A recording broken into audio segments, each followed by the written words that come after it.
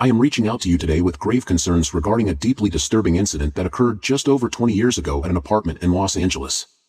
I resided in the unit directly below this unit at the time of my first 911 call in August of 2004.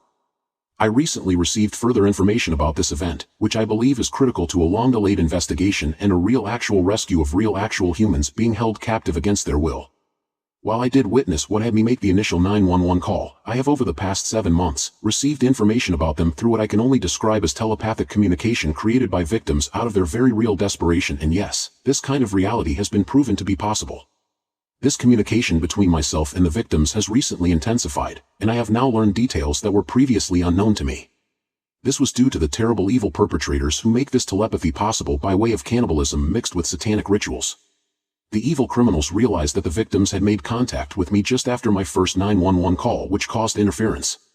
The information I have received suggests that on or around August 21st of 2004, 5 young women were subjected to a horrific initiation ritual within a group operating partially in this Los Angeles apartment. This ritual culminated in a situation where they were confined to a specially modified room within the apartment, along with 3 other members of the group in the body of a deceased young woman. Due to the extreme circumstances and threats to their lives, they were forced to make a decision to either be happily ate or to do something horrifying to a victim or else become a victim themselves. I have previously attempted to report these concerns to law enforcement, specifically the LAPD Pacific Division, which is the jurisdiction for the location in question. Unfortunately, my reports have not been adequately addressed. I have felt that my concerns were dismissed, and I have not seen any evidence of a thorough investigation, including a search of the premises. I have even felt that I was given false information by some law enforcement personnel. The recent increase in communication and the new details I have received have compelled me to come forward again, and to seek your assistance. I understand that the way I have received this information is unconventional and may be difficult to believe. However, I believe the details I can provide about the location, the individuals involved, and the nature of the events call for an immediate rescue mission by the appropriate authorities. Also, I do have the full names of a few of the perps. Given my past experiences with law enforcement regarding this matter, I respectfully request to be present during any search of the premises. I believe my presence is necessary to ensure the investigation is conducted thoroughly and that the information I have provided is given due consideration. I wish to avoid having to pursue legal action, such as filing obstruction of justice charges. I am available to meet with law enforcement officials at your earliest convenience to share the information I possess. I am aware that these are serious allegations, and I am prepared to cooperate fully with any investigation. I believe that uncovering the truth of what happened is essential, not only for the individuals involved but also for the prevention of further harm. I have made past reports and I've called 911 in the past from a location where victims wait. The real big issue I have going on now is how the building manager John Ford is constantly giving me his lame excuses, and his constant resistance in my attempts to have him walk me through the apartment in order to prove me wrong so that I could leave him alone and move on with my life is way too much for me to accept, and people need to know this and act on it. I'm not wrong. So now I'm going to write a contract stating that after a 1-minute walk through that unit, he will never hear from me again, as one of John Ford's ridiculous claims is that even if he walks me through, I'll still think victims are inside.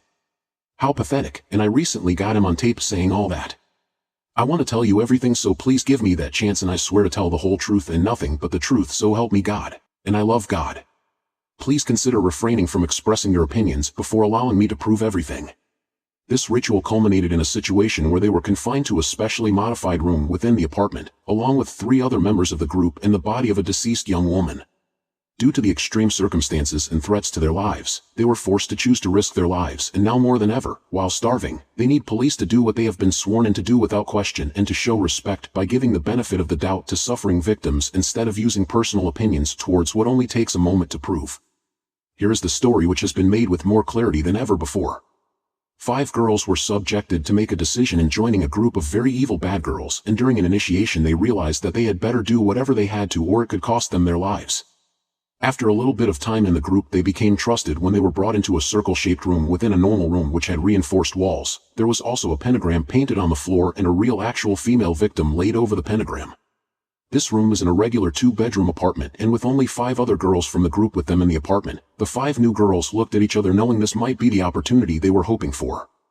Although by this time the victim on the floor had been killed and a couple of the evil girls, who did have guns, exited the room, then in an instant the 5 new girls jumped up and attacked the 3 evil girls in the room and shut and locked the heavy door before the other 2 evil girls could get their guns, leaving people locked inside the room. So between the 5 new girls, the 3 evil girls and the dead victim, there were 8 living girls and 1 dead girl altogether sealed in the room, and after much time their only means for survival has been to consume human flesh. There is much more to the story. Please act now by calling Robert Lefferts at either 954-669-7706 or 213-247-0677 and he will provide the location address, and please be willing to provide proof of your identity. Thank you for caring and being one who would rather give the benefit of the doubt to the possibility of victims instead of turning away from them like the many toxic pessimistic non-believers have done just because of one little anxious guy reaching out with a story so different and unbelievable, but not impossible. Thanks again. And there is much more to the story.